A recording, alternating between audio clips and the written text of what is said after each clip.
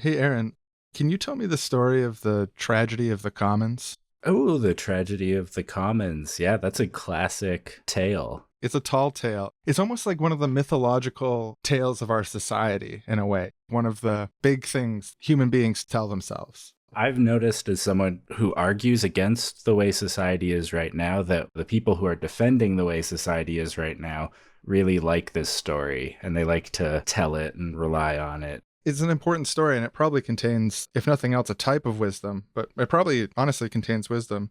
And I know that you know it pretty well, and if you don't mind me saying, I think you're a great storyteller, so I just love to be regaled if you have the time. I mean, after all, we are recording a podcast right now. Absolutely. Yeah, I set aside time just for you, just for this, just for us all.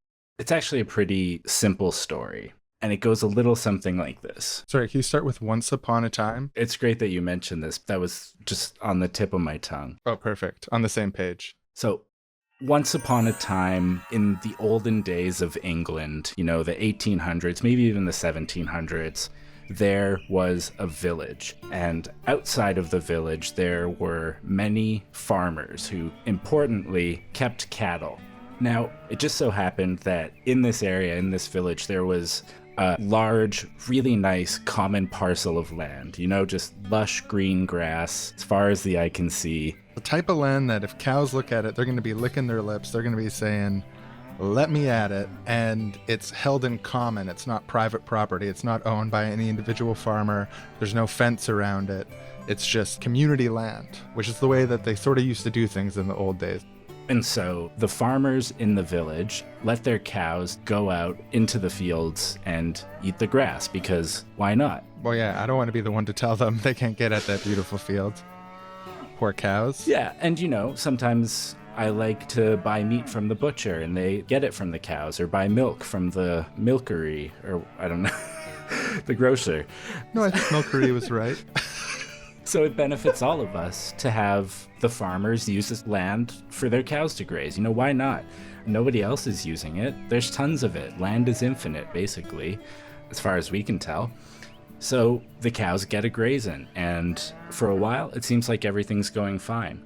But then, every individual farmer starts thinking to themselves, hey, there's all this free land here. There's so much land. And we're all allowed to graze on it. If I get a few more cows, I can make even more money. And that benefits me individually. So they do. And then the other farmers also say, hey, we could get a few more cows too. We could graze this land. And then after a while, people start to see that parts of the land aren't so lush and green anymore. There's been a lot of cattle grazing there. So these farmers are thinking, they're not talking to each other, they're just thinking to themselves privately. Well, usually I'd be limited on how many cows I can raise and how much milk I can produce, how much beef I can produce, because I'd be limited by the discipline of how much land that I have access to. But now that there's this public land, it doesn't belong to anyone in particular. There's a personal advantage for me. I can just get a few extra cows here and there, sneak a few extra cows in, more cows than I can actually be responsible and take care of, because the land is going to take care of that for me. No one will even notice. I'll just sneak in a few extra cows to have higher production. That's the sort of mentality that's happening in this small town. Yeah, you know how humans are. We always want more. More cows, more tokens. We're just driven to accumulate and succeed above all others. And so that's what these farmers are trying to do. And the land starts becoming not so lush. People start realizing, hey, maybe this isn't actually infinitely big. Like, it seems that way, but then when you walk it, it's only so big, and there's farms on all sides, and now parts of it are becoming less lush. And, well, maybe we need to graze fewer cows on this land, but I'm not going to reduce the amount of cows that I'm holding if none of the other farmers are reducing the cows that they're holding. So all the farmers in this tiny town, they're looking at this beautiful space they all once shared, and it's being ruined by there being too many cows, and they're aware of the problem, but they're saying to themselves, well, if I reduce my amount of cows, but my neighbor is going to keep the same amount of cows, well, he gets an advantage over me in the cow competition. I'm just not going to allow that. I'm not going to unilaterally disarm on the overproduction of cows. It's just one of the unhappy side effects of humanity's rational self-interest, self-maximizing nature, that When there's something being offered up for free, like big, lush, green, public lands, we're gonna gobble it all up until there's none left. That's just how we are, and that's what these farmers did with these lands. And in the end, it was almost a desert there. The cows ate it all clean. Ecological collapse from overconsumption. And then the cows started starving to death, and then there was no more meat at the butcher and no more milk at the milkery. And so the lesson of the tragedy of the commons is that there are only two options for the stewardship of resources: the government sector or the private sector. When you have anarchy on the field, when any individual farmer can graze their cows as much as they want with nobody to tell them no, this is what happens. You need a boss. Whether that's a king or a CEO, someone has to be at the top of a hierarchical structure, commanding those below them not to let their cows eat too much. And that's why the commons are a tragedy. Just to sort of bring the audience into this world, let's just role play for a second. We're farmers, we're hungry, we got no more beef, no more milk, and we just wish that we split up that public land into segments and sold it off. Oh, I'm so hungry. I haven't had any beef in weeks. The commons have been turned to a desert. Oh, if only we had not tried to share that land. Would you share your shoes with someone else? No, of course not. Of course not. We need private ownership. Land, shoes, whatever. It's all the same. Anytime you see something spoiled, it's because people tried in vain to share it. If only there was a boss of this land who had a financial interest in keeping it sustainable. We need the rationality of a statesman or an entrepreneur to split up the land into segments and make sure it's efficiently used season after season. If we hadn't been making decisions for ourselves, we'd have so much steak right now. Steak and milk. Oh, I need milk. Milk's floating in steak. I have no milk. Oh, God. We ruined the day we tried to hold the resources in common. Damn the commons. Damn all the commons. It's a tragedy, I tell you.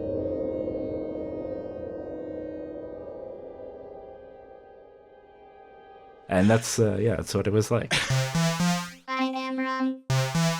You are wrong. We are wrong. I am wrong. Seriously. Seriously. Seriously. Wrong. Hey folks, this is the Seriously Wrong podcast. This week we're going to be talking about the tragedy of the commons.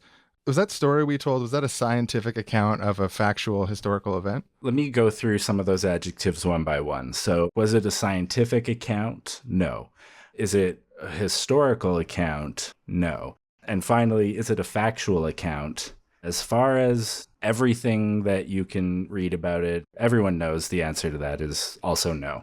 It was a hypothetical example that English economist William Forster Lloyd wrote about in a pamphlet that he published in 1833.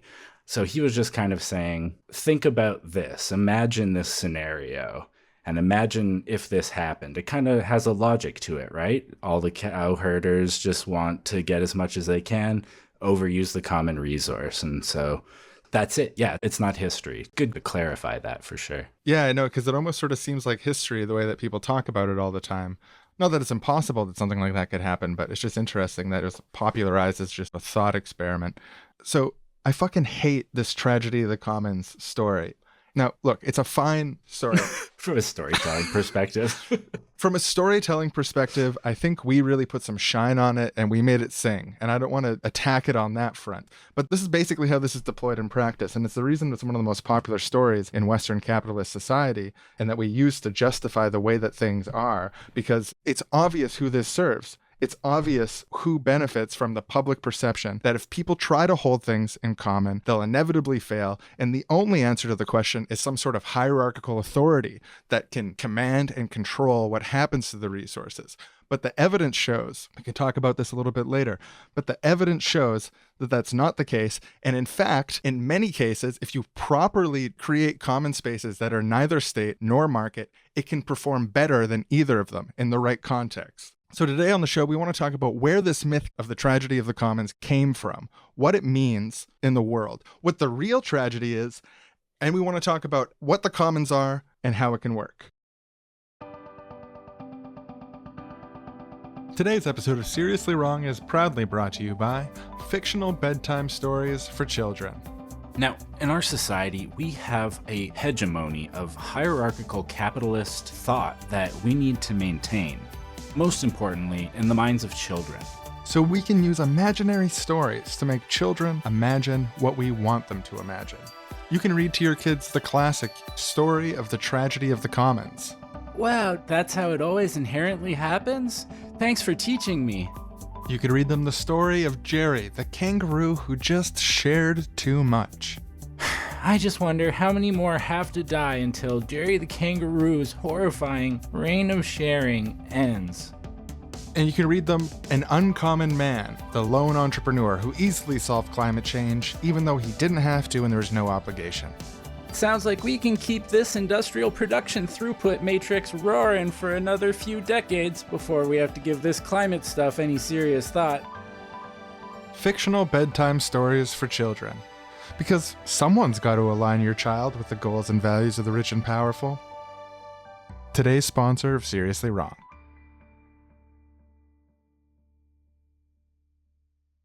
This is a listener-supported podcast. We can't do it without your help. Absolutely. We can't do it without your donations. And as a way to thank the people helping us and donating, we have a bunch of great stuff on our Patreon. If you go to patreon.com/seriouslywrong, you'll get bonus episodes, access to the entire archive of episodes, invites to our Discord server, and a private Facebook group. If you like what we do, to make sure that it keeps coming and that Sean and I are safely tucked into our warm beds with rent paid every month, head over to the Patreon and help us out.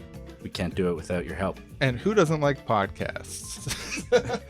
Thank you so much to everyone who already supports the show, people who participate in the weekly book club readings, and who give feedback, post reviews places, and all that sort of stuff, send words of encouragement. It means a lot to us, and you folks are just the best. I've said it before, and I'll say it again. The Seriously Wrong community is super awesome. They're just great people. And shout out to librarians. You know, I was just thinking about the commons and librarians and people involved in libraries in the world today, just really holding down the fort on the commons that actually still exist in capitalist society. You know, there's not a lot and it's always being encroached on, but the libraries are just like a bastion of it.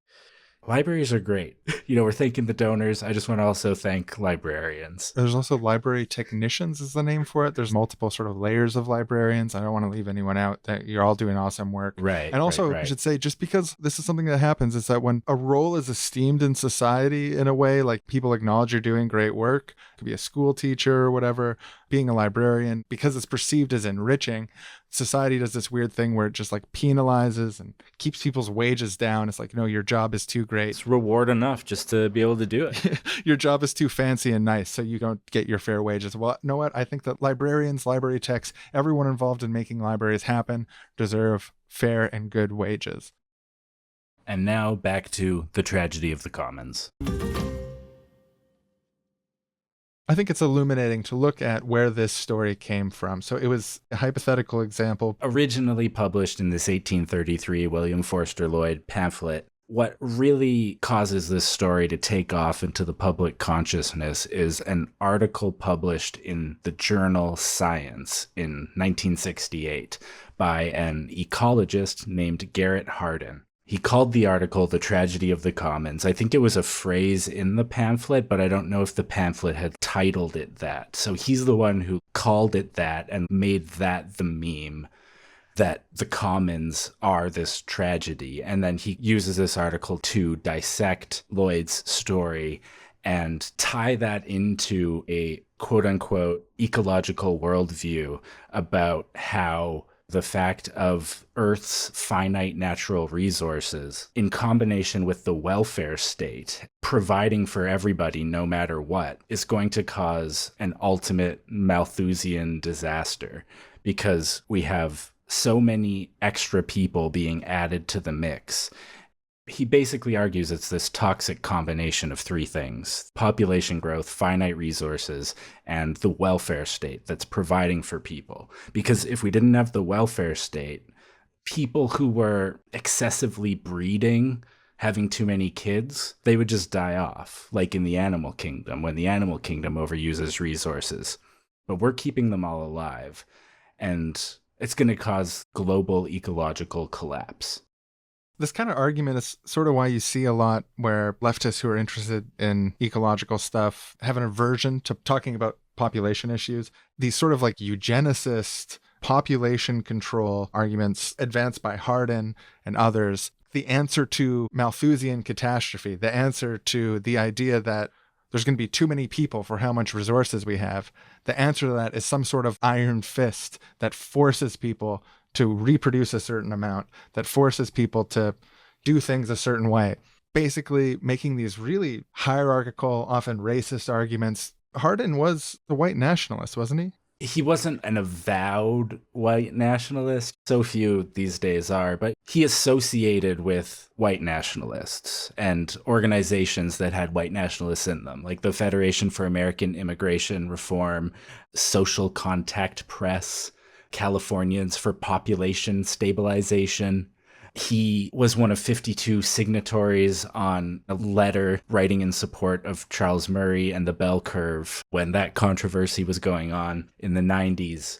So, yes, he's never said, I'm a white nationalist, etc., but he has been a lifelong advocate for not letting immigrants into the country, and a lifelong associate of all the people who really, really care about that, and many of them are white nationalists. The way that the story of the tragedy of the commons is formulated by him is really rooted around this idea of overpopulation, people reproducing too much. It really reminds me of the sort of language around the population bomb released around the same time. He advocated for forcibly sterilizing people after they had one child, which in effect would mean having a group of knowing ones, people who have intellectual authority, to come into communities with their own cultures around the world, to forcibly sterilize people and reduce their family sizes. It's no secret that the structure of our system often advantages certain people over others. And I mean, this is the time of the civil rights era, the late 1960s. Do you think that a population control and sterilization regimen where they swing in, I keep on imagining military vasectomies, but I think it's maybe an overstatement of what they're calling for. But at the end of the day, even if we accept that Garret Hardin is correct, that it would solve the issues that we face to sterilize people after they have one child, which it wouldn't, because we need to make qualitative changes to our society. It's not population alone that dictates the environmental ecological crisis. But even if that were true, it's hard to imagine in the global society of the late 1960s that such a program would be enforced fairly and evenly across different class groups, different ethnic groups, different cultural groups. I think it's obvious, and I think we're all familiar enough with history to recognize that an attempt to do this has every opportunity to be some of the most horrifically totalitarian, racist, sexist, and xenophobic policies that have ever been implemented around the world from the top down. It could be absolutely horrific. Earlier, I referred to him as an ecologist, and I think, we're kind of laying out all the reasons why the type of ecologist that I think it's fair to call him is an eco-fascist. There's another story that Garret Hardin tells that's really illuminating on his mentality. It's the story of the lifeboat. In 1974, he writes Lifeboat Ethics. The lifeboat story is a masterclass in how to say something incredibly racist and white supremacist without ever actually having to say it. This story is a metaphor for the planet. He says, all these people like Buckminster Fuller or whatever saying spaceship Earth, we're all on a spaceship together and we need to take care of each other. No, that's wrong. A spaceship has a commander who can order people to eat less food or not have babies or whatever. We're not on a spaceship. We're floating in a dangerous ocean, and every country is a lifeboat. Some of the lifeboats have managed to get to a place that's pretty okay, but it's really precarious. It's a lifeboat. Even though America's a nice lifeboat, all these white countries are nice lifeboats, they're still lifeboats. And then those other lifeboats, they're crappy, they're overcrowded, some of them are sinking, they don't have enough food. The problem is people keep trying to swim from those crappy, smelly lifeboats to our pretty decent lifeboats. And then we're faced with this problem of, if we let them all on board, complete catastrophe. If we let, maybe 1 out of every 10 on board, causes all these problems of which 10 do we let in and whatnot, or let none of them in. Yes, they're going to drown, but it ensures the survival of those already on board. We'll have to be on guard against boarding parties, but it's the best thing to do, because what are we going to do? Give some of our food to them? We're going to starve. Right, yeah, because he poses this logical sequence that says this lifeboat can hold 50 to 60 people, something like that, maybe up to 70 or whatever. There's people in the water all around. If you let them all on, the lifeboat sinks because it's too heavy for everyone. This buoyancy metaphor is key to this this anti-immigration argument he's making. Yeah. Because when you put too much weight on something buoyant, it pushes it down and everyone falls down. And the idea is that it sinks and everyone dies. So yeah, it's just safer not to. I feel like this is the way that I've encountered it in the wild. And by the wild, I mean like Facebook groups or whatever, BBS forums.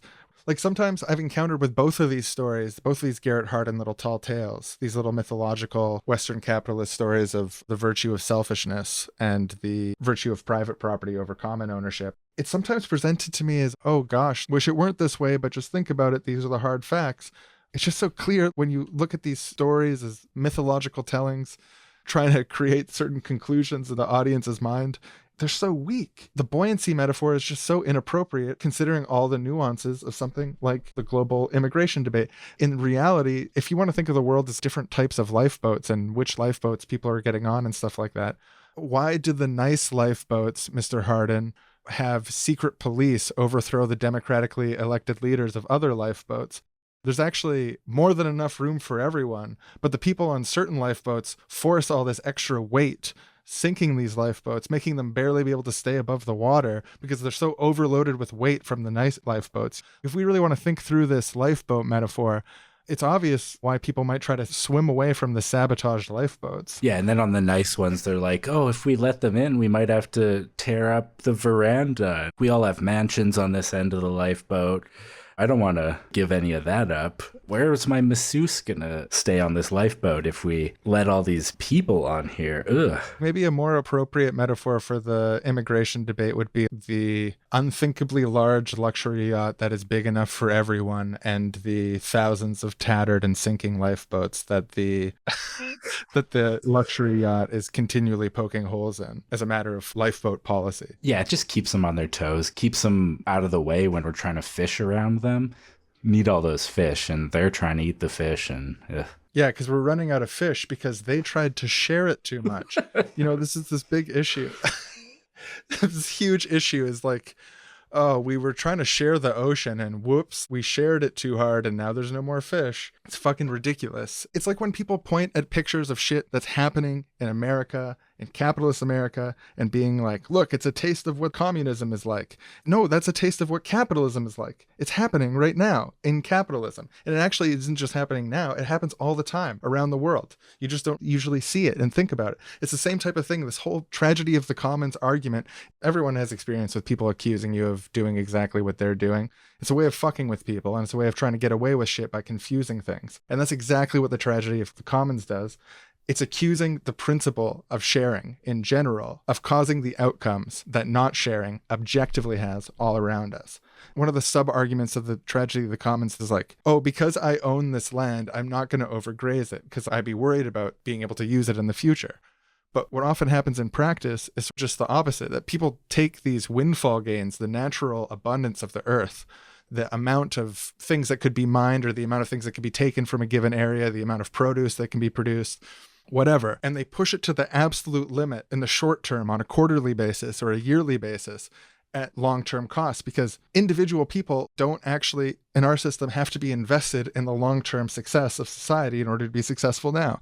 It's disconnected. So the private property system as it currently exists is actually creating the tragedy of the commons effect in practice. So it's so fucking infuriating that people would take this hypothetical fairy story written by all but open white nationalist. We mentioned in Tragedy of the Commons, he's arguing for controlling people's breeding and also arguing against the welfare state. And in Lifeboat Ethics, he's explicitly arguing against immigration, against foreign aid, and against food banks. He really doesn't like food banks, I guess, as well. these stories or whatever in his mythology and all that stuff is feeding into his desire to push for those policies. When rubber meets the road, that's the changes he wants to see in the world. No welfare state, breeding control, no foreign aid, no immigration, no food banks. If you have too many kids, you're going to watch your kids starve, so you learn your lesson. Exactly. Like nature. Like his vision of nature. Yes, people might starve in nature and whatever, but like community and helping each other is also part of nature, which he apparently doesn't think about because eco-fascist. If we want to think of nature as a butcher of individuals that has this large systemic effect towards allowing starvation to happen and stuff towards some sort of mythical good end, this sort of bullshit that fascists talk about, it makes absolutely no sense whatsoever. And it's based on picking up the tiniest examples of nature and ignoring the vast majority of what happens in nature. And in particular, when it comes to humans, everything we know about where humans came from and what makes us human is that we're a social species. The reason that COVID isolation sucks is because we are biologically dependent on being around each other. What makes us human is helping each other. And this system and this mentality that Garret Hardin puts on peasants who are grazing common land of more and more, I need to like make as much as possible and stuff. It's ideology. This sort of stuff is actually relatively recent ways of thinking. Here, I'll tell a little imaginary story. Imagine you're a family or a group of families of primitive humans, and it's hard to hunt, let's just say for fun, brontosauruses. This is the cave people brontosaurus metaphor. Yeah, it's like it's not Flintstones technically, but the world is similar to Flintstones. There's interactions, humans and dinosaurs. Yeah, sort of imagine it like Flintstones, but with a lot less of the technology. The animals don't talk. The animals aren't used as technology. And there's a lot of differences from Flintstones, but you can generally use that framework. There's no cars with stone. Like, let's be realistic. Sorry, the only part of Flintstones I meant is humans and dinosaurs coexisting.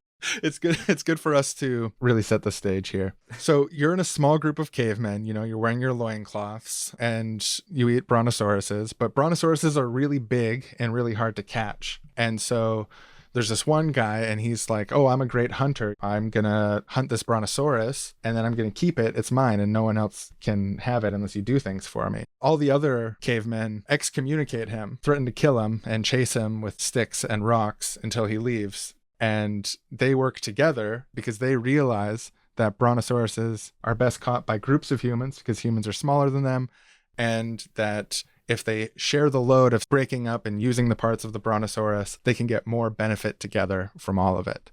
It's the parable of the brontosaurus, and the lesson is that there are opportunities to generate value and community in our lives and solutions that are neither state nor market by coming together and talking about what we need, deliberating, watching each other, working together towards successful ends. The end. Fascism is wrong. Oh, I just want to add a little PS on the end of that story. This didn't always happen when people were chased out like that, but in this particular instance, the really self-absorbed hunter guy, after a while of fending for himself, he came back, he apologized to the group and asked to be let back in.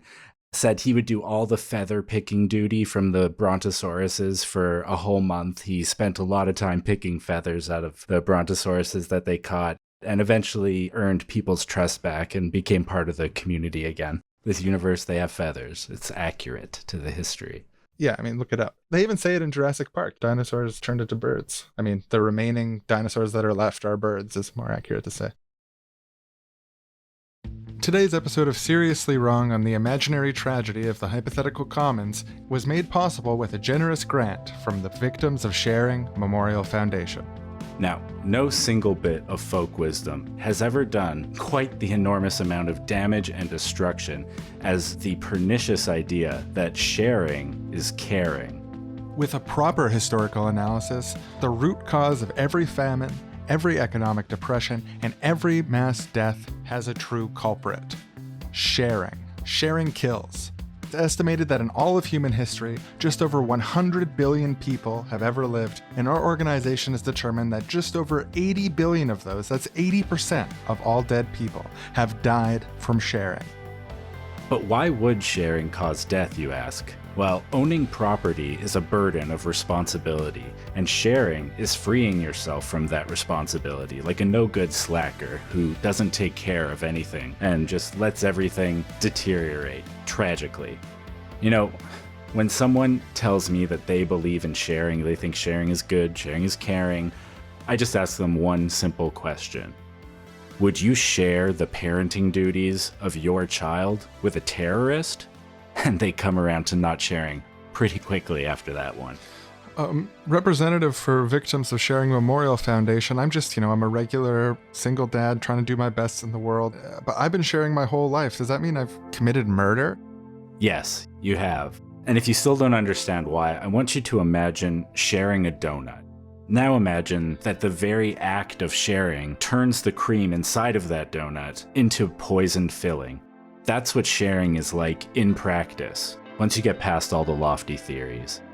It's a scientific historical fact that the reason we're all here today is because our ancestors refused to share every step of the way. When you have 20 potatoes and your neighbor has none, you should eat 20 delicious potatoes and watch them starve.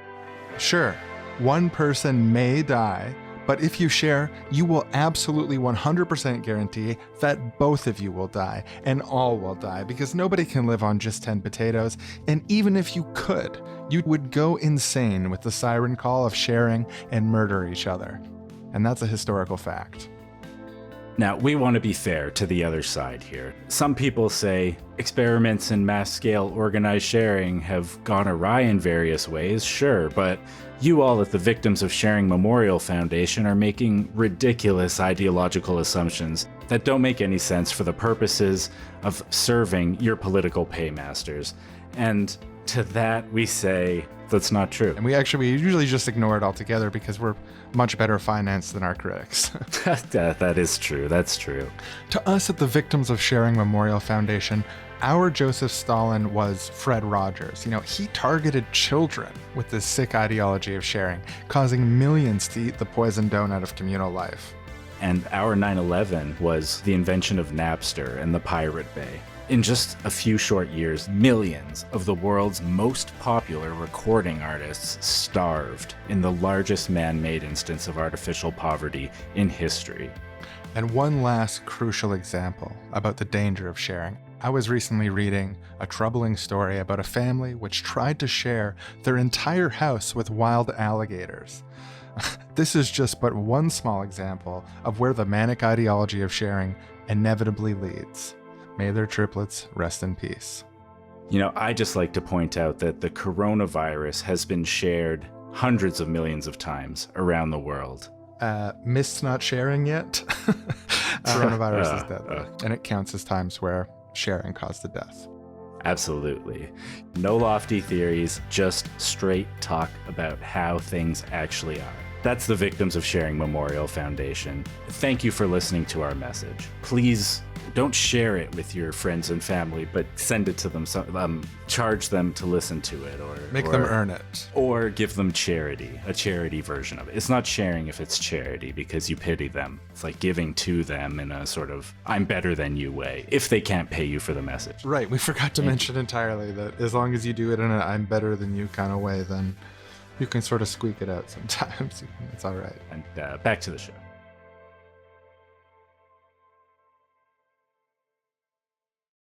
So I think in the big story of the tragedy of the commons that we're telling today here, in the story of the tragedy of the commons, Garret Hardin's the first character, and the second character is an American economist, or political economist, if you will, named Eleanor Ostrom. She actually went by Lynn. So Lynn saw Garret Hardin speak when he was doing a speaking tour around this. She said that his speech was sold to her as a more general discussion on the tragedy of the commons, but in effect, he was really more specifically focused on this overpopulation thing. Here's her words.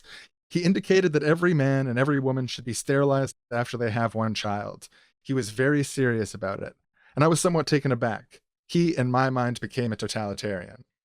So I've been reading a little bit about Eleanor Ostrom recently, and there's some speeches she gave that were recorded before she passed away in 2012. So I've spent a little bit of time with her as a student, I guess you could say, listening to lectures and stuff like that.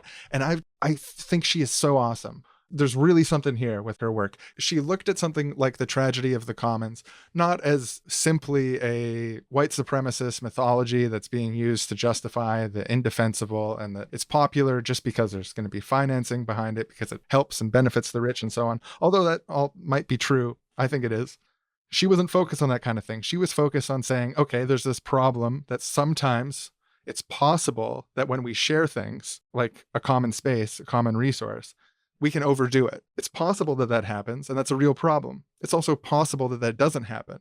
So her work, and the work that she ended up getting the Nobel Prize in economics, put an asterisk on that it's a Nobel Prize. It's accused by some of the relatives of Nobel of not being a real Nobel Prize. It's actually called something else technically too, but it's just commonly called the Nobel Prize in economics. Yeah, it's not made by the Nobel Foundation. It's someone else made it and named it after Nobel in memorial. The Nobel Foundation does not give a prize in economics. And the relative is basically anti-economic, says that economics isn't in the spirit of the Nobel Prize, and this has been set up to try to help justify economics and like launder the reputation of the Nobel Prize into this other field. So all the critiques of the Nobel Prize in economics aside, I think they gave one to like Milton Friedman and shit. It is cool that Eleanor Ostrom won it for her work. One of only 2 women who's ever won this fake Nobel Prize. Just wanted to mention that too. And she was the first woman to do it. She was a woman economist in a time where there wasn't a lot of women economists. She went to an economics school that didn't have women's washrooms because it was built with the assumption that only men were going to go to university. And so they had to like work out a schedule for the times in which the small amount of women in the school would use the washrooms. She wasn't an extreme idealist. She wasn't a partisan. She was a tinkerer, an experimenter, someone who is interested in sort of like finding out the truth, whatever it was.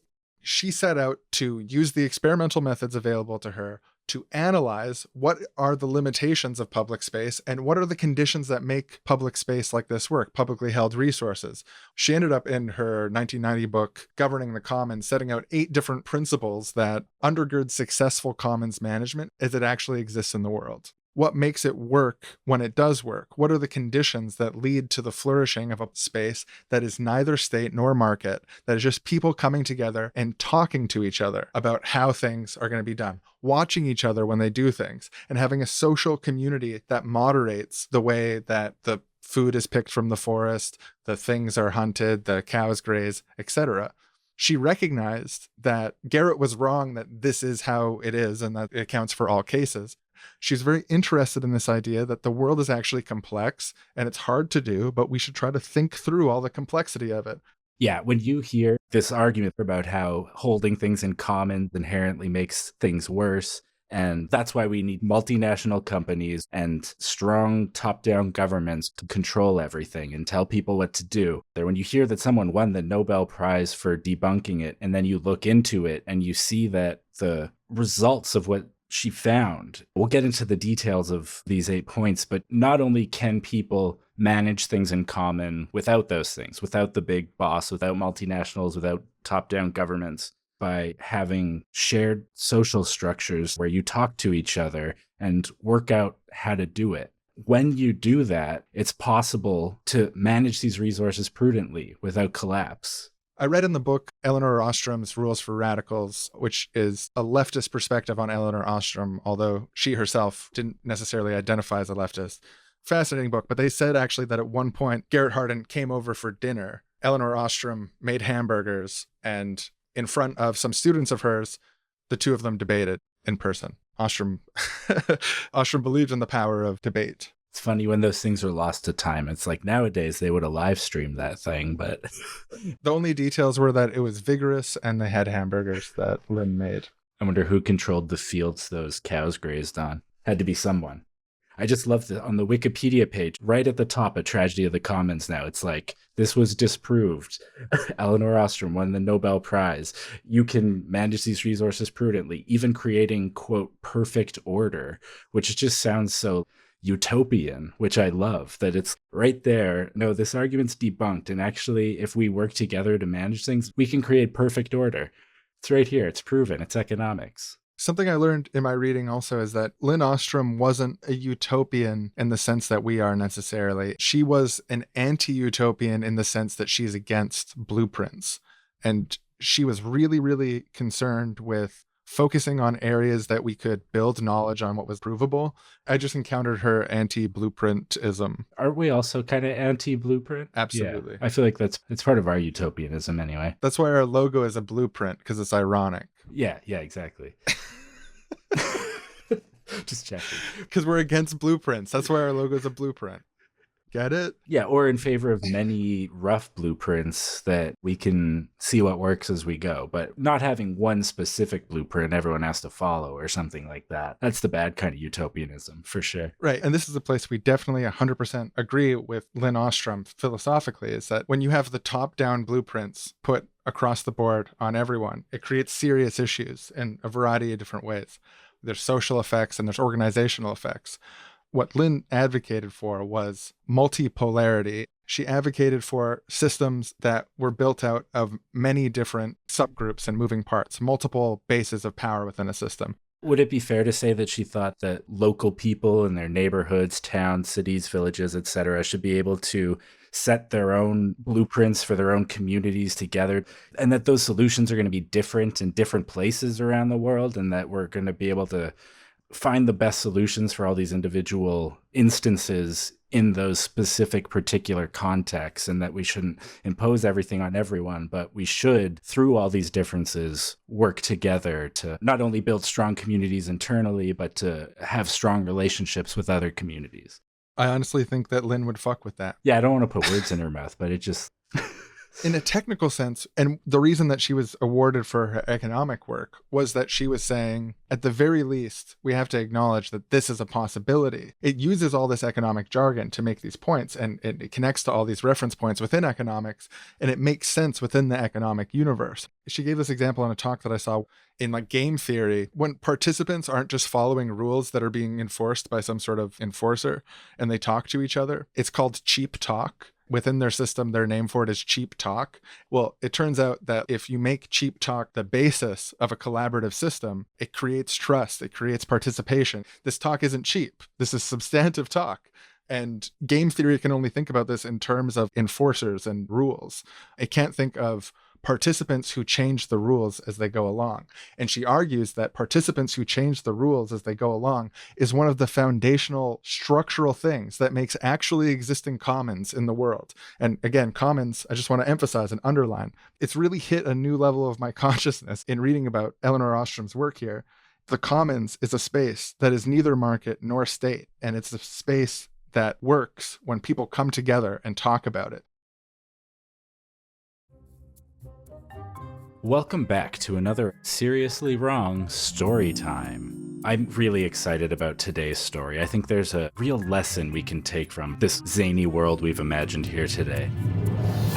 The imaginary tragedy of the hypothetical price and profit market economy.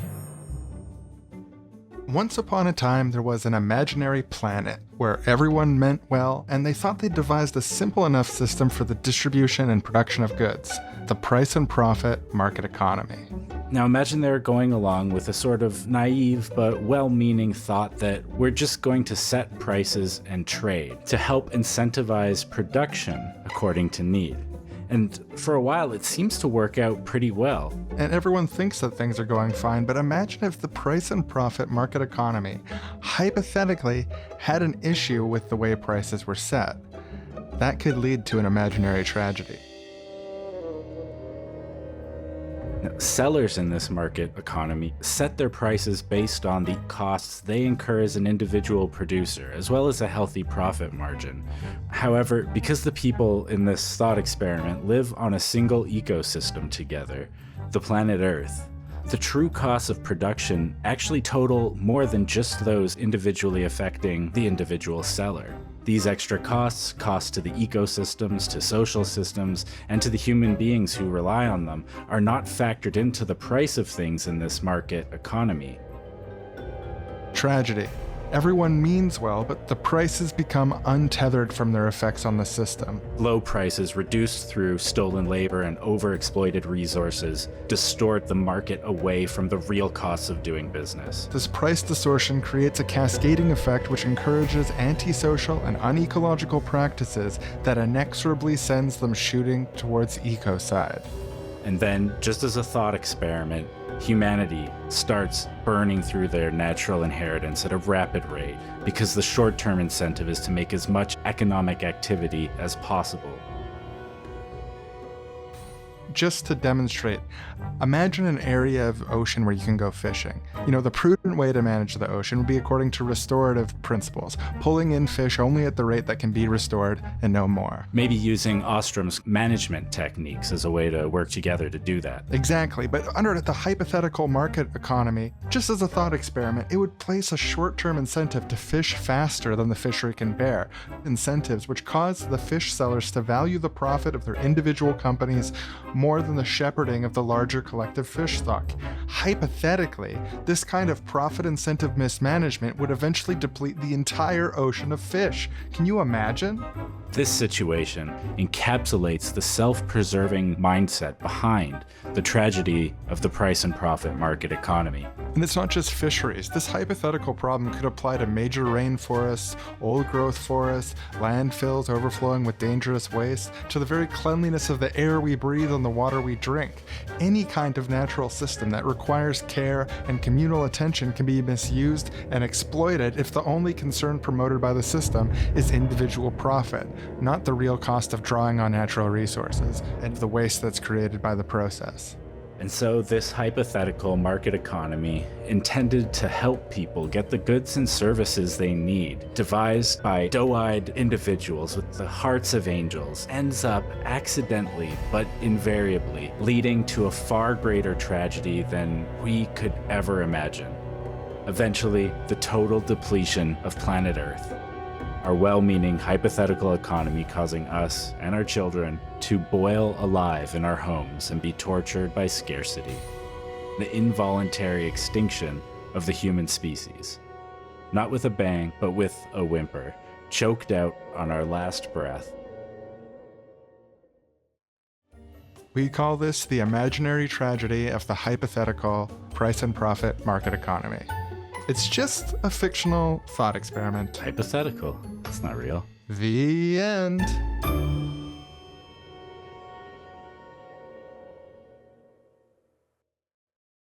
Okay, so let's take a look at Eleanor Ostrom's 8 principles that she lays out in governing the commons. 8 things that she found at work in real situations where people were managing commons effectively. She emphasizes that none of these things are panaceas. They all have to work together in different ways, and there's different ways they could work together, but it's sort of like a general framework for what managed communal space that is neither market nor state, but just people looks like. So the first principle here is that public commons require clearly defined boundaries, and it needs to know what limits people have within that space. One of the many variables that makes spaces held in common work in practice, and there's examples from all over the world of this sort of thing happening, the boundaries of a resource or communal space must be clear, that both the physical boundaries and how much resource units you can take from that space needs to be clear to the participants. Yeah, physical and social boundaries. There's, if not explicit rules, there's common understandings about what is and isn't okay, or what people do and don't usually do. And if someone just all of a sudden started picking all the apples from the apple tree and down the block for themselves, the other people will be like, hey, what's up? We all used to eat the apples and now you're taking them all. And the boundaries are clear. It's like you don't do that. Second principle is congruence between the appropriation and provision rules and the material conditions of the place or the local conditions there. Again, it's related to respecting the boundaries and the limits, but there needs to be an overlap in the understood limits and the physical limits. The rules on who gets what labor comes from where, and so on, need to be appropriate and proportionate to that context. If that's not the case, the commons will fail. Right. As we're making these rules, they have to be related to how much benefit are we actually getting? What are the real costs that are happening in the real world? And we got to make those match. We got to find the balance there. A close listener might notice, hey, that's exactly Garret Hardin's problem, is people not doing that. That's the tragedy of the commons. Why did he come to this different conclusion? Why does his story treat this as inevitable when there's examples to the contrary? Well, his story assumes, for whatever reason, that the farmers don't talk to each other, that they don't engage in what's called cheap talk and say, hey, let's only take this much because we all need it next year. His whole premise is based on the idea, this game theory, economic idea, that they're not talking to each other. Yeah, they're all rational individual actors. They don't have any, number 3, collective choice arrangements in his world, procedures for making their own rules. But when you add that in as one of these 8 things, number 3, it's part of the group of things that makes this work really well. Having systems where the people who are affected by rules can participate in modifying the rules. Right. And that's awesome. It's such a basic point, but it's so important that there's just evidence to show, there's theoretical and material evidence, examples from the world, that when people have the opportunity to speak to each other about resource management on the local level, there's tons of examples throughout history that they self-organize, they create their own rule sets. And number 4 here is monitoring. Monitoring needs to happen in order to have a successful commons. So you need to have people who are keeping watch. And so that can be people who are either accountable to the people who are, for example, picking the fruit, getting their cattle to graze, etc., or it can be the people themselves. And there's a lot of evidence to show that when people who are, in the example that Aaron gave, picking the fruit of a place or whatever, are able to see what each other is doing, their behavior changes immensely. So that's another sort of foundational piece of what makes commons management, this neither state nor market, for the people, by the people, stewardship of resources, what makes it work in practice. When people have the opportunity to monitor each other in a friendly way, institutions have been set up by people that have lasted for generations. The monitoring thing also is about monitoring resource conditions. We have to keep track of what people are doing to make sure nobody's doing anything that's going to break the system for everybody. But we also just need to keep track of the system. Like, I think about this with climate change sometimes, and like the monitoring of the global climate. That's included in this number 4 thing. We need to monitor resource conditions. We need to monitor if the apple tree is doing okay. We need to keep track of what's going on. We need information in order to make these smart collective decisions. Right. And in order to do that, you need to have people who are harvesting and working on the land or the resource, who are aware of what healthy and unhealthy crops look like, that are aware of what good or bad growing conditions look like, and this sort of thing. Like, it's not just about monitoring hypothetical assholes in communities who want to do shitty things that undermine the whole project. Although that is part of it. Yeah. Because when you talk about this kind of thing, it's one of the first things people mention. What about assholes who ruin it for everybody? Well, I'd like to say that they don't exist, but obviously they do sometimes for a variety of reasons. But we also have to check if we're all being an asshole together, you know, like if we're all following the rules as they're set, but the effect is still over harvesting. Or there could be conditions that aren't caused by people at all, to monitor if there's new wildlife entering the area or weather conditions that change things. Like, there's a variety of things people need to keep tabs on in order to successfully monitor a commons. And according to Eleanor Ostrom's work, in the places where commons have been managed successfully, that has been one of the features. And when it comes to the assholes, number 5 is graduated sanctions. So basically what that means is just that offenses where people violate the rules, they're treated on a proportionate sort of step-by-step basis. People aren't just excluded from the community or excluded from the commons for breaking the rules. You know, Eleanor says that from a game theory perspective, she can prove why that's the bad thing to do, but also, in effect, the successful places around the world don't have this feature. Right. It makes sense to escalate response as the situation escalates. Sometimes people make mistakes. It just seems like obvious. I don't know. It is obvious in a way. It's like obvious when you hear it. But if I was like, well, make the list of 8 things that you need to successfully manage commons. Her philosophical meta argument on this is that commons are complicated and you need all these different things coming together to make it successful. But it's complicated to describe, but it happens all the time. Yeah, and a lot of these 8 things are about that question of like, what do you do with people who maybe take too much? You know, we have the monitoring, we have the graduated sanctions, and then also number 6, conflict resolution mechanisms. It's not just sanctions. We don't just need to have lists of punishments for people. We also need, because this is a human process of humans talking to each other, real systems where people can work out these differences, these problems that come up in general in these groups. Like, while you're managing the commons, interpersonal conflicts are going to come up, and you need solid mechanisms for dealing with that. Yeah, and I think of conflict resolution mechanisms being something that is part of my ideal of democracy. Like, when I think about democracy, And we've done shows to this effect before, Democratize Everything, name of the episode to check out. But democracy isn't just casting ballots for preferred representatives at its best. It is these collective choice arrangements, as Ostrom puts it, deliberative discussion between people. But it's also conflict resolution mechanisms. People follow rules better if they were involved in the making of those rules. People react better to organizational correctives, graduated sanctions, punishments if they're proportionate, fair, if they can understand why they're happening, if they don't feel victimized by them, and they have mechanisms that are, don't cost money, they're not hard to access, where they're able to work out their disputes and be able to say their case somewhere. To me, this all seems part and parcel of what makes democracy successful as a whole. So seeing it reflected in these 8 principles, these 8 rules, I like it. Yeah, I like all of them. I also like number 7, which is minimal recognition of right to organize. Basically, the idea that people need to have the right to create their own institutions with each other that aren't controlled by external government top-down authorities. In order for the people using the field in Garret Hardin's fantasy to manage it effectively together, they need to be able to create their own rules and institutions and groupings surrounding it. They have to be able to do it themselves, not be fighting some external government authority for control over it. Right to organize, being part of... It's an economic principle for the management of the commons. It's basic economics. Yeah, this is economics 101. The state can't crush non-market, non-state transactions. It's important if you want to have a stewardship of successful commons.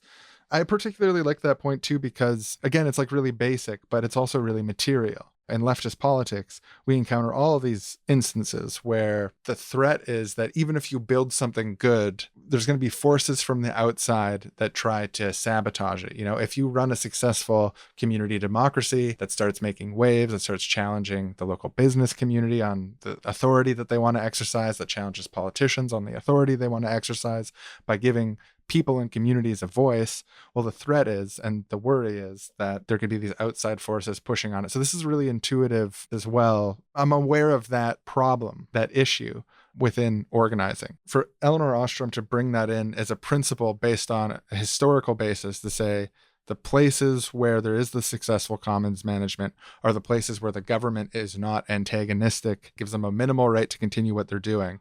It's an important, again, basic point, but by putting all these basic points together, we're starting to make a really complex point, and I think a really rich point for analyzing how we could build more space that is neither state nor market. Yeah, absolutely. And the final one is another great one. When we're talking about larger systems than just a community and their apple tree or the fields surrounding a village, talking about bigger concerns, because, all this so far has been about local collective choice arrangement, decision-making, people controlling their own commons where they live. When we're talking about bigger things, what you need is number 8, nested enterprises.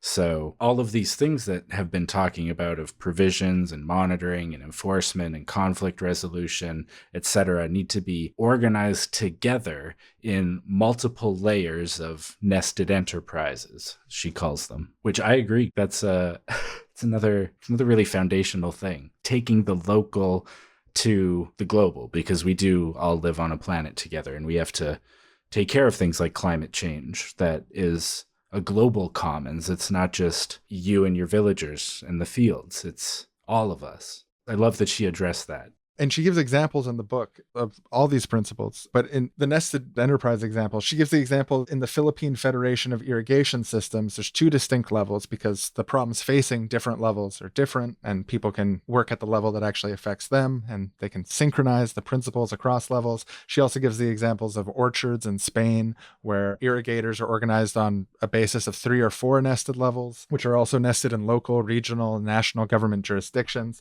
This principle works in practice. So it's not just starry-eyed utopian dreaming, although we do a lot of starry-eyed utopian dreaming on the show. This stuff is really not that. I mean, it lines up with it. She's advocating for direct democracy, neither state nor market communal ownership of things. She's advocating for confederation. She's advocating for a social instead of market solution to resource management. And this is all built on the basis of economic theory. And she was awarded the Nobel Prize, asterisk, for economics for it. This is really exciting to me in a way of like, with all the study and theoretical reading that I've done over the years, being able to like find this where the rubber meets the road guide, these 8 principles for the management of this space, which is again outside of the state and outside of the market, where people can come together and do things on a large scale. The potential exists and we can prove it. Yeah, it's been subtext in this episode, but you're just saying it now like it really lines up with our utopian vision. And a lot of this really lines up specifically with what social ecology says. And I don't see any specific connection between Eleanor and Murray Bookchin in that, you know, she read him or that, like, maybe that exists. I don't know about it, but in economics, there is a concept called a social ecological system. And the theoretical foundations of this concept is that human beings are part of and not separate from nature, and that the delineation between social systems and natural systems is arbitrary and artificial. And this idea in economics was first put forward in a 1998 piece called Linking the Social and Ecological Systems, Management Practices, and Social Mechanisms for Building Resilience. And this theory has been further developed since then in the last 20 years. And it's just amazing to me that there's a separate field of thought called social ecological systems that has the same theoretical foundation, but was just founded 20 years ago rather than, I don't know when to call the founding of social ecology. It evolved over a lifetime, but it's really amazing seeing these things line up, because you're just like, you're reading about these 8 things and you're like, oh, that's a lot like social ecology. And then you just see this connection, like her students and co-researchers are working on developing social ecological systems, frameworks for doing this. And that's what she was working on too. She has this direct connection to the other social ecology. It's amazing. One connection I'm aware of between Eleanor Ostrom and Murray Bookchin is that they both had the experience of participating in New England town meetings. They both had the experience of direct democracy under their belt. They've both been to a place where they make democratic decisions in a community. And actually, the book that I mentioned earlier, the Eleanor Ostrom Rules for Radicals book, that's where I learned that from. It mentions Bookchin a few times, not Eleanor bringing it up, but the author bringing up Bookchin. Like, I've just come to, in this reading, be like, wow, what a powerhouse. Fucking Lynn. Yeah. She went sweetie pie by the rules of the economic game, and she came out of the other end of it with their most prestigious prize, saying, in a soft way, with evidence, all this stuff that we assume to be the case isn't the case. And there's this adage, this phrase, Ostrom's Law. When I encountered this, it gave me chills. Ostrom's Law is a principle that is named after Eleanor Ostrom, and Ostrom's Law is this: a resource arrangement that works in practice can work in theory. If that's the force that she has on economics and the direction she's helping to push economics into, caring about what actually works and making the theory around that, that's amazing. That's what economics should be. We need to get what has worked in practice into the theory, finally, because the theory's been detached from what works in practice for a really long time. It hit me so deeply because philosophically, we're told all the time that all this stuff is impossible. The ways of managing the world that wouldn't destroy it, the ways of relating to each other that doesn't destroy each other, the way of connecting human society and the natural world. My whole life, I've encountered people talking so matter-of-factly, using this fucking tragedy of the commons bullshit or whatever other bullshit of the week to say this is all impossible. And then Eleanor Ostrom did all this fucking work in economics, playing by their rules, sweetie pie, not being a radical, just doing the work according to the ways that they do the work.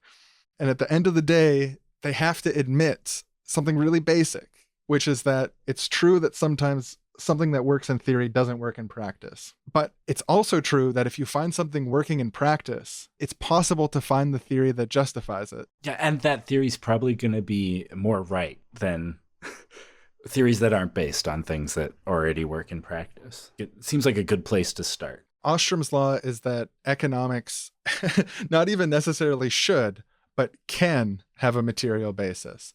And like theoretical work about the future of the world, it doesn't have to, but if it works in practice, it can work in theory. I don't know. I just feel like that idea is so important that when we're trying to borrow from the world around us, when we're trying to look at what's happening in the world and then imagine, David Graeber makes this brilliant connection in his pamphlet, Are You an Anarchist? It's More Likely Than You Think. He talks about how people lining up and queuing at the store doesn't require anyone with the gun there telling you what to do. Everyone just sort of knows the rules and they do it. His argument that he made across his career is that all these aspects of what we'd consider philosophically from an anarchist school of thought, building spaces that are neither state nor market, social spaces. This was one of Graeber's big points too, is that if it works in practice, we can find it working in practice around us. That means that it can work in theory. The things that are already happening, the patterns that we already see, can be part of the basis from which we build an ideal future understanding. Not as a blueprint, but as a process that builds from our inherited situation, the things around us, and sets the principles and limits that allow us to successfully reform society to be ecological and directly democratic and social, instead of built on markets, commodities, and assets, built on the social and the way that we care for each other. It's not just David Graeber, it's also Murray Bookchin and other social ecologists. All sorts of people make this point politically all the time. And Eleanor Ostrom was so fluent in economics that she managed to make this point in a way that they gave her the Nobel Prize in economics for it. And I feel a responsibility and duty to study Ostrom and incorporate Ostrom into the way that I see things. I feel like it's the right thing to do. And I feel like philosophically, this stuff is really strong. And this is maybe a bit of a reach, but even the example, why do people queue?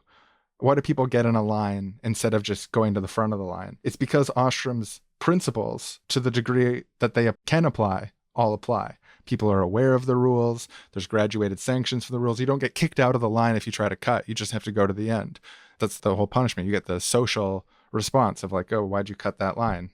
These design principles for common pool resources, which is the way that she puts it in economic terms, I think really we can pull on them philosophically and make connections to other spaces that are held in common.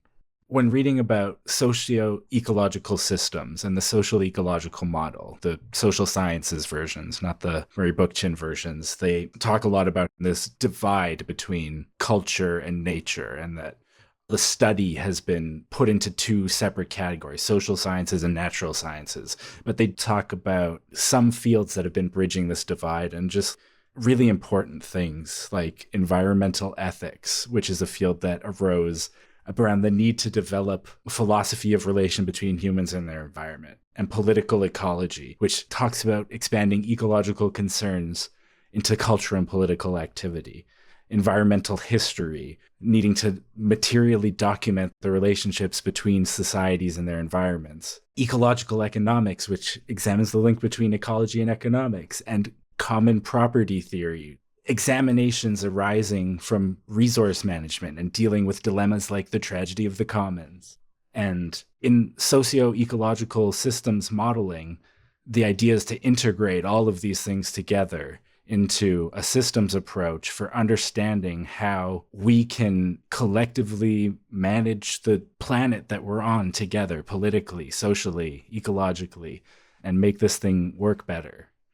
I think that's a wonderful thing that I want to know more about. Actually, this reminds me, we haven't talked at all about Karl Marx yet. Do you mind putting on the Soviet anthem, Aaron? Oh, yeah, I always have that queued up just in case it's needed. Yeah, there we go. Another person who theorized about the limits of private property was a man by the name of Karl Marx.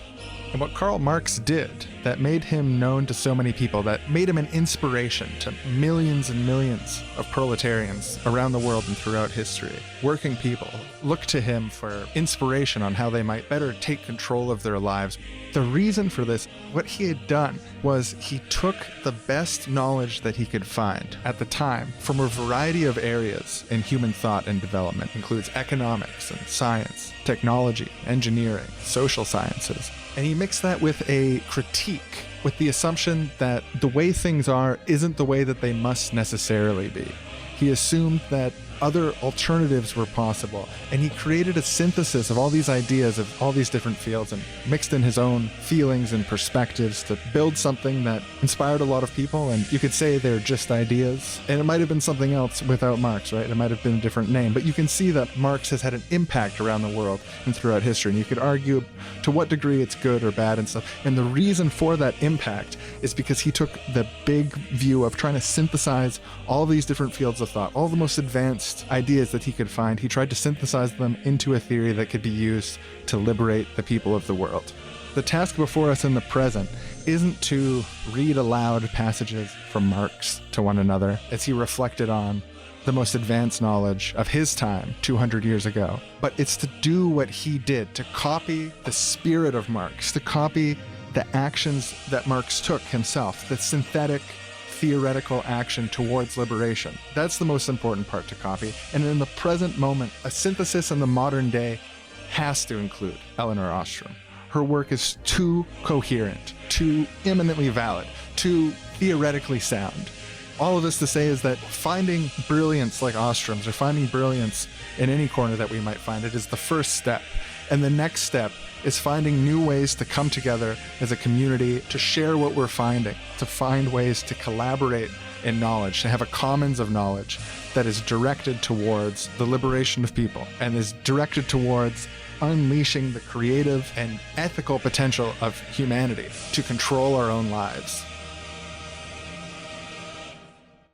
That was nice. Thank you. Some people call that Marxism, but you don't really need to. Some people call it social ecology, anarchism, whatever. It doesn't really matter. But obviously, big ups to Marx on that. Yeah, I mean, maybe we could just say it's the sort of thing behind Marxism and social ecology and all these other fields and people and efforts and groups and movements, etc., throughout history, who are pointing at this thing of how do we all get along together well on this planet, not just with the other people, but with the animals and plants and resources that make up the ecology, like everything, all of it. How do we all get along well together? I think that's what all these different thinkers and people are all really getting at. Up next on Wrong TV, Ostrom's Law and Order. In the eco-socialist utopian system, intellectual offenses which disregard Ostrom's law are considered especially heinous. In the Library Society of Usufruct, the dedicated detectives who investigate these vicious dishonesties are members of an elite squad known as the Ostrom's Law Unit. These are their stories.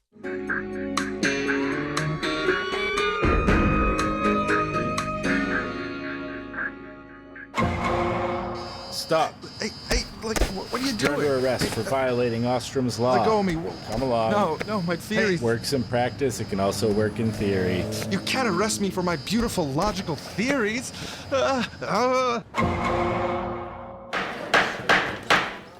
The defendant is accused of ignoring thousands of examples which contradict their elegant but incorrect economic theories, projecting a pattern grid world zero-sum understanding onto a social fabric which is rich and collaborative by its nature. How do you plead? My only defense, Your Honor, is to hit myself on the head with a frying pan, chanting, I'm a moron, I hate facts, I don't like to look at the truth, that sort of thing. Overruled. Okay, I could do it. We don't let people say things like that about themselves inside this court. I've seen enough. The defendant is guilty on all charges, and I will be throwing the book at him. The biggest, heaviest book we have. That's right. The punishment debated in the political clubs and salons of our society, reserved for only the most heinous, despicable criminals. Order. Order. That's right. You are hereby sentenced to 1.5 months of vacation, traveling with a counselor who is going to pretend to be your friend, but you will both know that they're not really your friend. You're going to see them as kind of like a wiener or loser at first, but over time you will come to respect them, and they will change your understanding.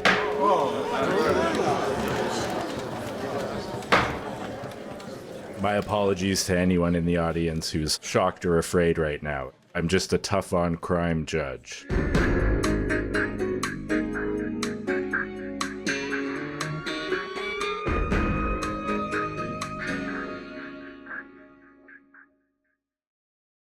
So the tragedy of the commons refers to tragedy in the dramatic sense, and that it's a tragedy in that it's this fate, this sad fate destined to happen. And there's this other term that lit up my heart. It just made me so happy to learn about this. There's like a 1986, I think it's like a Yale economics paper that was titled The Comedy of the Commons. And I read it, and it's actually not mostly about this concept of the comedy of the commons, but I think they thought it was a good title, and it is. Which, again, in the dramatic sense, like a comedy refers to not just a funny play or movie or whatever, but something that has a happy ending. That's the old term for tragedy versus comedy.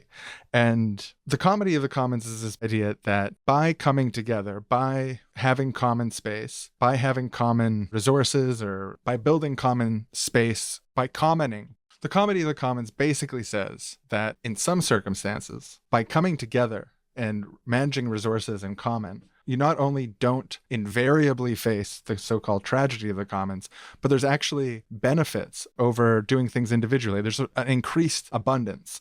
We've used this parable on the show before of the sharing of a big pot of soup. If you imagine there's 10 people who need to eat, each of them individually are making their own bowl of soup from ingredients in a little pot, making their one single bowl of soup. Imagine all the time that goes into that.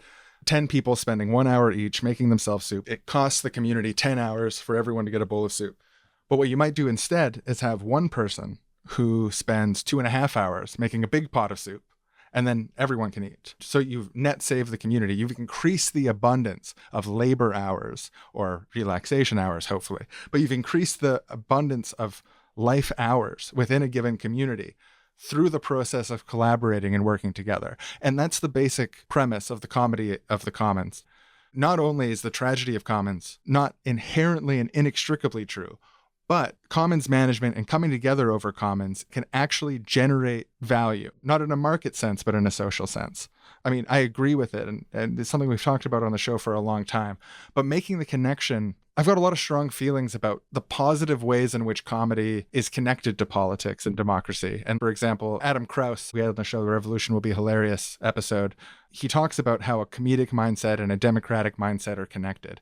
So then to find that this soup parable that we've been telling for years to make this point, and it's also really important to me, you know, it's important to what we talk about on the show at Library of Socialism and all this stuff, the benefits of coming together, that also being called the comedy of the commons. It's so beautiful to me, I can't believe it. Yeah, I really love that reversal on the idea of the tragedy of the commons, and that there can be a happy ending, and that groups of people working together to commonly manage resources, or to do something in common, or to work with commons together. The thing that's distinct about that is that when we're working together, all those individual parts can add up to something that's even greater than what was there if we all did things apart, like the soup metaphor. But that's a foundational principle of ecology, is that all of these different parts working together or existing in relation to one another, in relationships with one another, as a whole, it's more than the sum of its parts. And when we all work together, we can create social systems and resource management systems and societies that are more than the sum of their parts, where we can get the most fruitfulness out of what we're doing here together. And that's a happy ending. That's a comedy. It's not a tragedy. It's a beautiful idea. I think it's a much better story, and I think it's a truer story in a lot of cases. It's not that tragedies can't happen with the commons, but it's that when you do it right, when you have these 8 principles, there can be a really happy ending here. Ultimately, the story of the commons, the big story of the commons, is yet to be written in the way that what we do in our life and how our society responds to the threats of our lifetime. And this, I mean, the fact is that we face in the short term, within our own lifetimes, several extremely severe and enormous crises that pose a really real ability to cause a lot of death, destruction, chaos, potentially, I mean, extinctions, but even potentially involuntary human extinction, always a threat.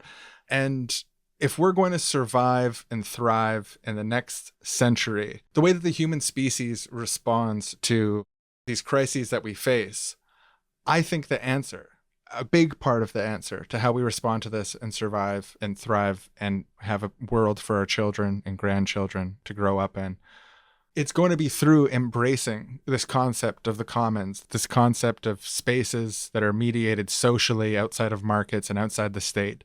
And I think this is something that Murray Bookchin recognized in his own language, and that many others have recognized in yet their own languages. All these different ways to talk about the solutions that are in front of us. And there's multiple ways that we've talked about this on the show, but one way that we talk about is library socialism.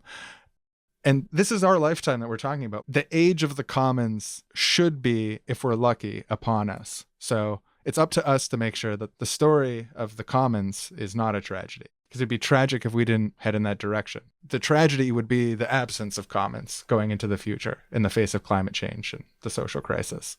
That's the real tragedy. Yeah, and maybe what Garret Hardin's mythological farmers needed wasn't someone to own the property and tell them which cows can and can't graze there, but for all those farmers to get together, talk amongst themselves, and come to collective decisions about how to manage that field.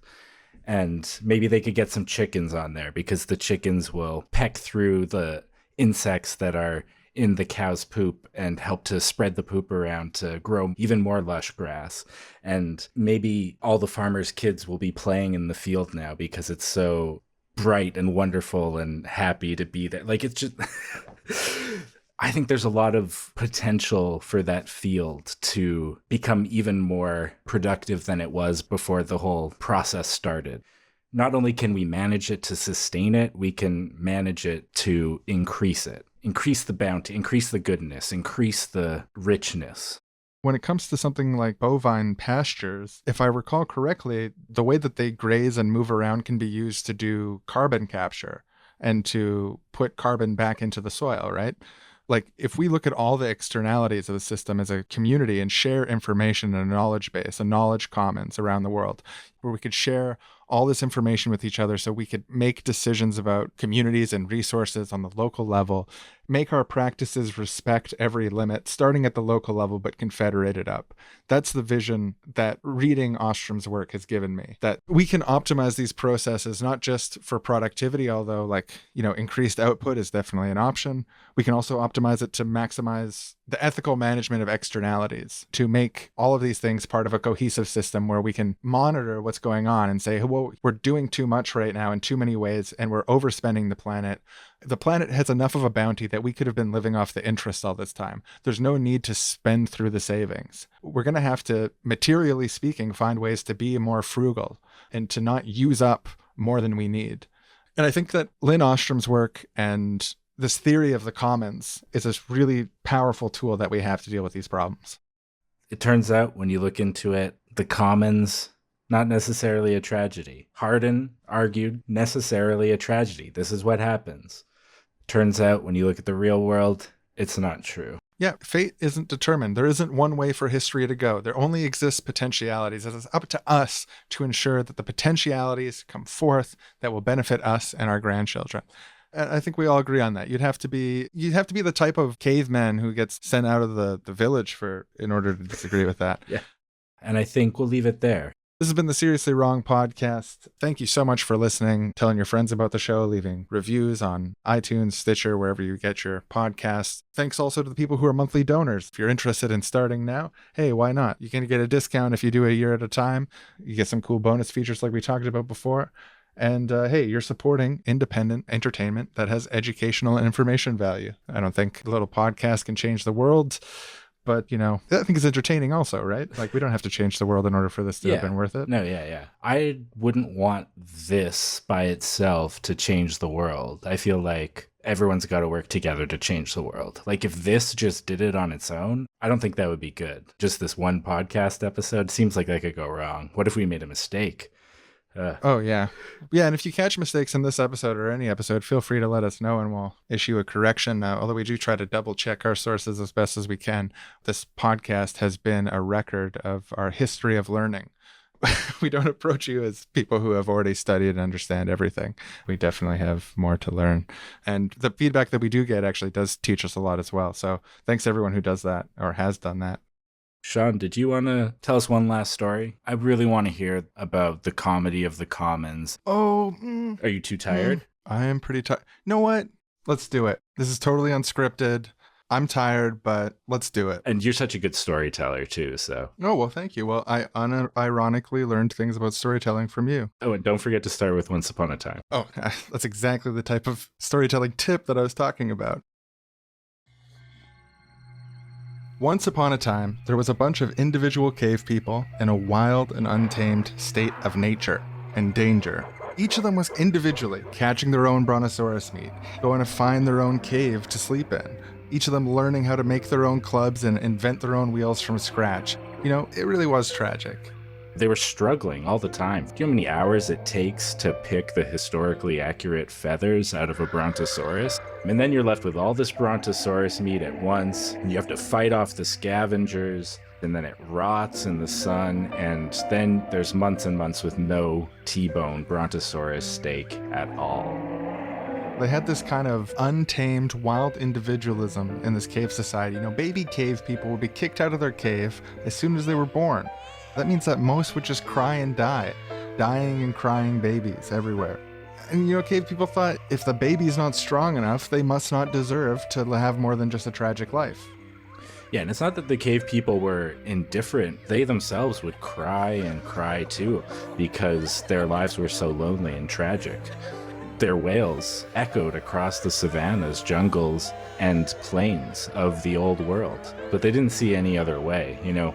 Other prehistoric animals, the T-Rexes, the Brontosauruses, the Triceratops who lived on these plains alongside with them, thought of these proto-humans as the crying animal. And you know, maybe one of the most tragic things about this tragic early human existence was that these early humans could laugh. They had the potential to laugh, but they never did.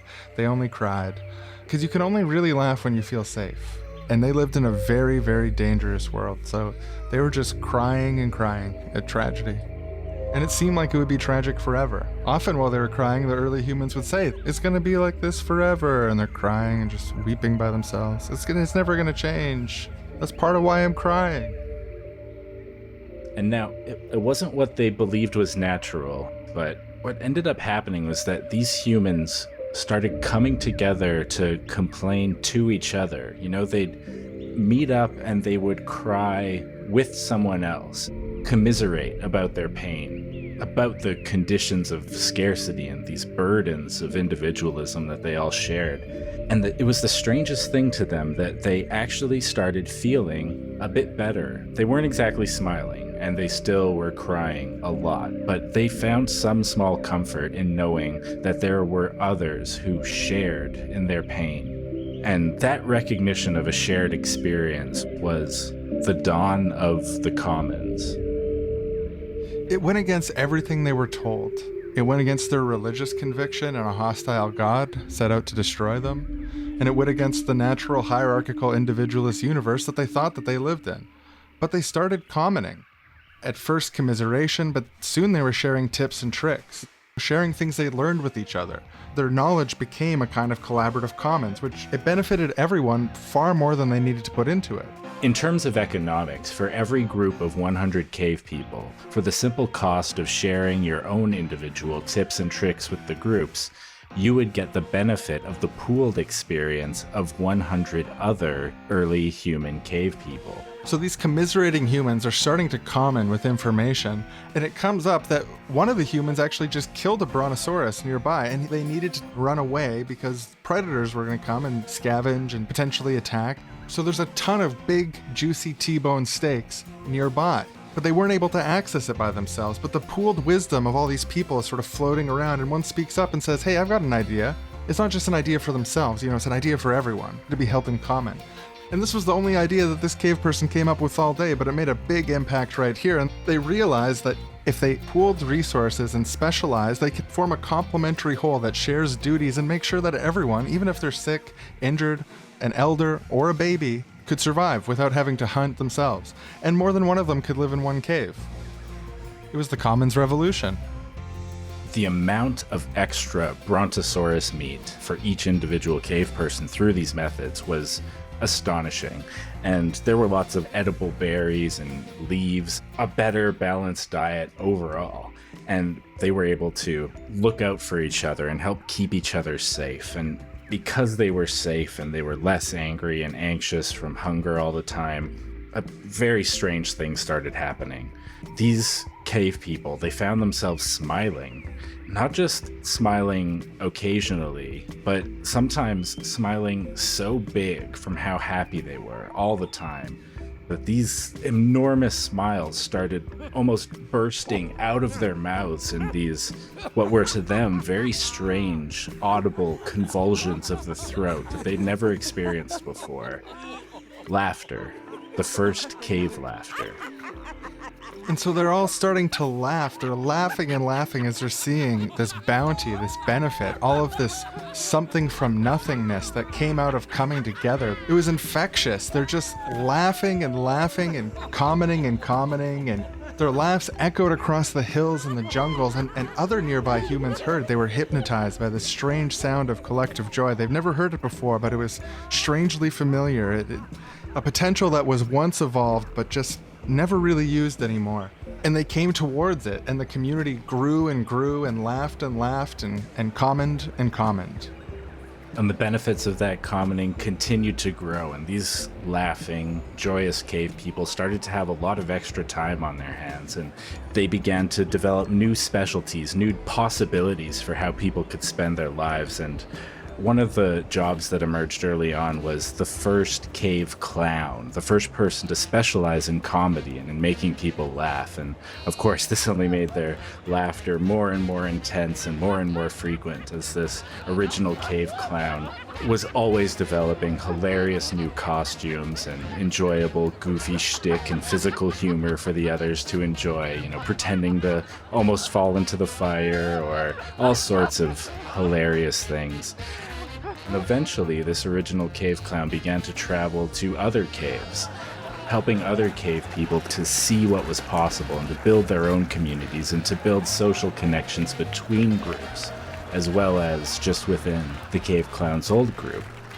And just as a historical note, it is believed that this cave clown's creative innovation with props accelerated human development of tool use by a huge factor, and many clowning tricks that they developed are still used by modern clowns today. Yeah, it's theorized by some anthropologists that the first wheel was actually a gag cube, believe it or not. Someone trying to make a cube that was so ridiculous that it would make everyone else laugh, and yeah, lo and behold, the first wheel. Yep, and many believe that agriculture itself was just a seed hiding prank that got out of control.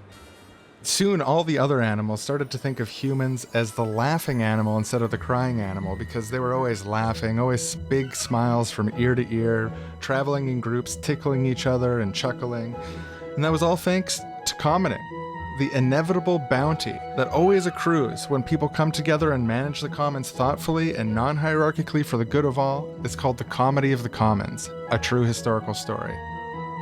And that should be published in Nature. The end.